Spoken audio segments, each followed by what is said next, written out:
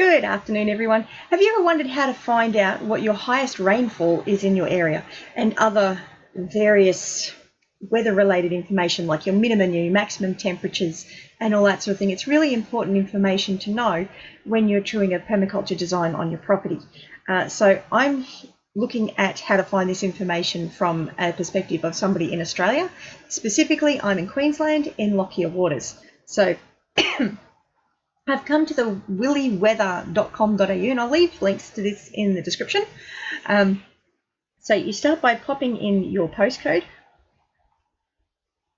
and it'll come up with a list of other suburbs that have got that postcode. So I'm in Lockyer waters, and Willy Weather will come up with your basic information as to what it is now.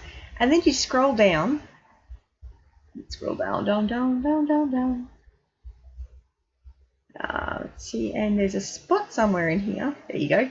So Lockyer Waters temperature statistics. You can click on that, and then you get to scroll down. It shows you what it's actually feeling like right now, but then you also have information that you can change so that you can see what it's like all time. So the entire time that they've got all of the data that they've got available to them. So this is from 1969 right through to today. And you can put different information. So you can click different things on here to put it onto the graph. So, which is really interesting to actually see what your averages are like and what it is like now, which is quite sad here, because back in the 1970s, there was a lot of rain coming down, Now, the last 3 or 4, 5 years, we have not been getting a lot of rain at all. It's been quite dry here in the Lockyer Valley, but you've got other options here too. So you've got your wind speeds and your wind gusts. So there's different things you can put on here, your humidity, your dew point, cloud cover, all those sort of things. So it doesn't have all of the information for every time, but it does have it for different times around the year. So, and it shows you what your different averages are and all that sort of thing. So, and you've got and if you roll your mouse over the line, it actually tells you what the temperature was for that time period and all that sort of thing. So there's lots of interesting things you can find on that little graph there. And then if you come down here, it's got your climate records. So this is going from the 1st of August, 1897 through to today, which is the 6th of April, 2021. And it tells me that the highest temperature ever was on the 12th of February, 2017, and it was 45.7 degrees. Now, I've actually had locals tell me that we got up to 48, so I'm not sure. And honestly, our closest weather station there's one at Atkinson's Dam, but that doesn't measure everything. And it's 6 kilometres away, and there's one at Gatton, and that's 12 kilometres away. So that's not here in Lockyer waters. So one of my neighbours that lives within 5 minutes walk she's had the temperature at 48 degrees. So the temperatures aren't exactly accurate, and the rainfall's not exactly accurate, but it gives you a general idea. So the lowest temperature was minus 5.6, and that was in 1972. Highest wind gust was 189 kilometres per hour. That is a decent amount of wind. That was in 2011. Highest rain was in 1974, so with 199 mil of rain. And then you've got the longest amount of rain was 19 consecutive days of rain, and that was in 1971. And then there was 75 days consecutive, so 75 consecutive days of no rain in 1991. So it gives you lots of really interesting information. You've got your long-term averages here as well. So at the moment, this graph is showing, what is this showing? It's showing temperature. So you can look at the temperature for all time, or you can look at the last 10 years. So the temperatures have changed a little bit. And then you've got 5 years. So it hasn't changed greatly. But rainfall, I found this one really, really interesting. Oh, I should have had that at all time, shouldn't I? So average for all time, it looks like the graph is just doing that kind of thing. But then you look at 5 years and you can see there has been a significant drop in the amount of rain in this area. So this is important information to actually know when you're doing a permaculture design, so that you actually know what sort of things you need to prepare for, what kind of weather events. So in my case, I need to prepare for a weather event where I could get 199 mil of rain in one day. That is a lot of rain.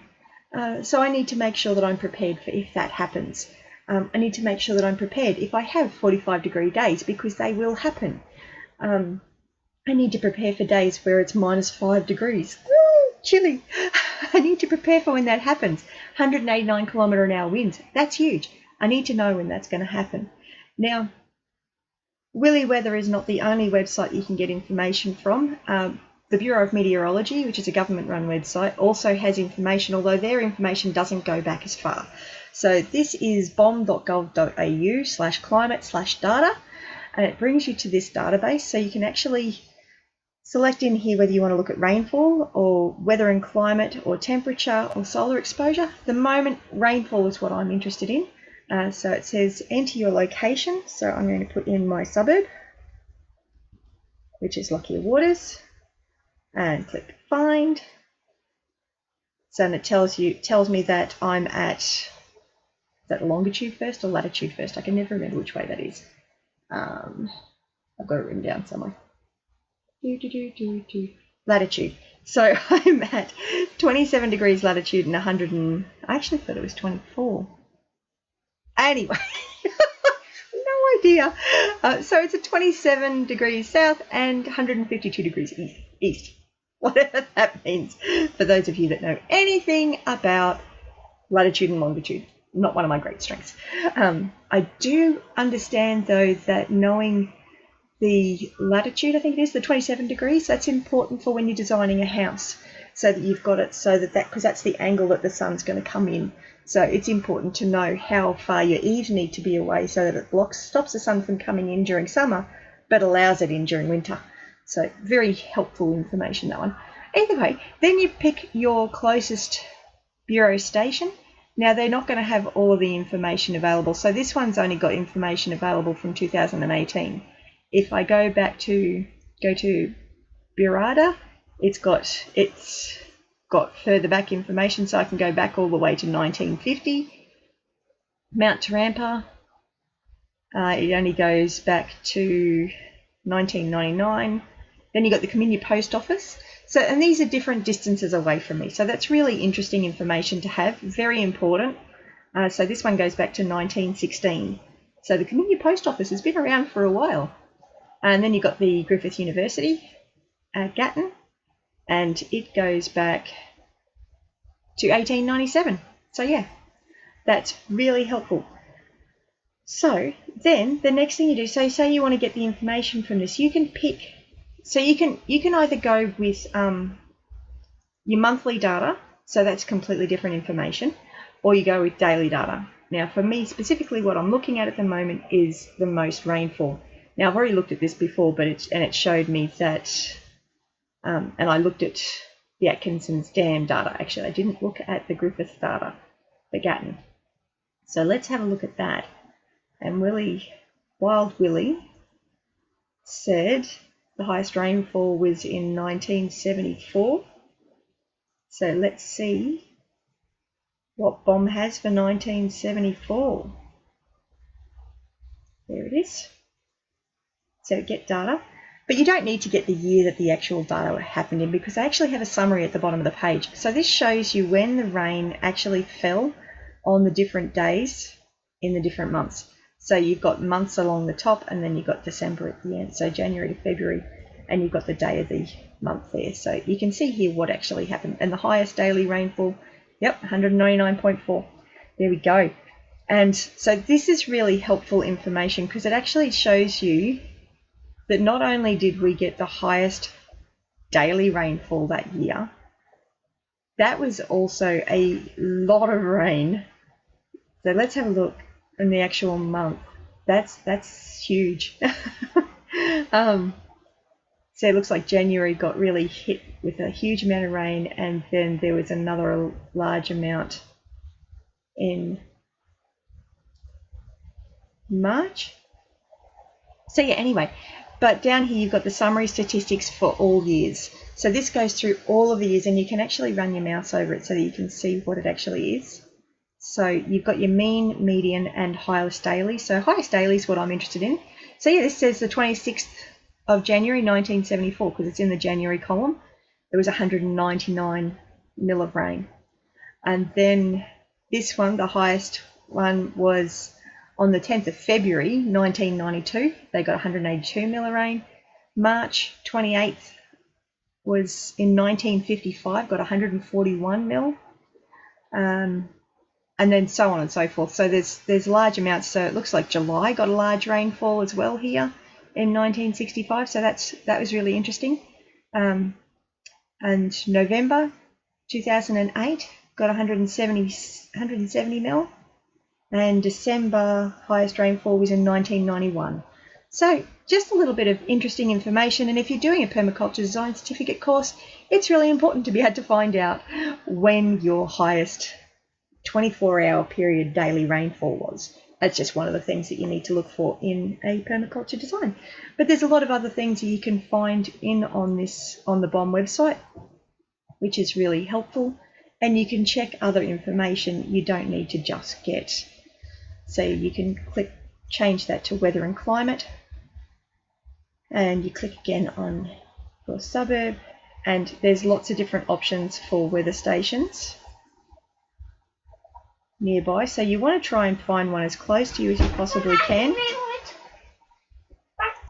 Okay, so you can come in and I'm going to select Gatton, and that's 12 kilometres away. So Gatton actually does get a lot higher rainfall than we do in Lockyer waters. They tend to, like what we've noticed while we've been here, is they've gotten a lot more rain than we have. But so this shows me all sorts of information. You've got the minimum maximum temperatures for the days, you've got the rain, how much rain happened, and when it evaporated and all that sort of stuff. So, and the direction of the wind, lots of information here. This is just April's daily weather information. So let's see what else we can get. So that was daily. So let's look. So it looks like you can only get. So they're the observations that I looked at then.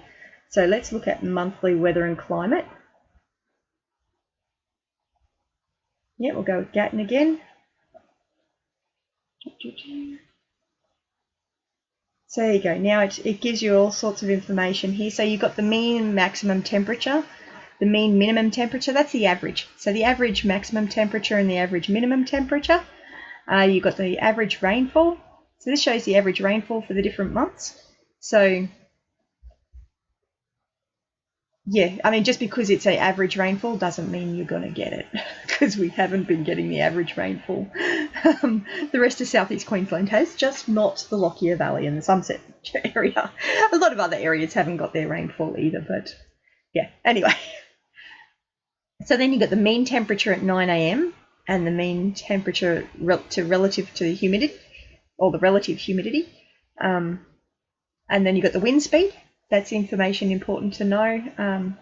They haven't got the mean temperature at 3 p.m. in this information. But so there's a lot of information on BOM's website that hopefully you'll find really interesting. But to just get a general overview, while Willy's got some fantastic information here, and he doesn't just have information on this, he's got other stuff as well. So yeah, I hope you found that interesting. And I'm sure next time I go to find out how to find this information and I've forgotten, I will come back to this video.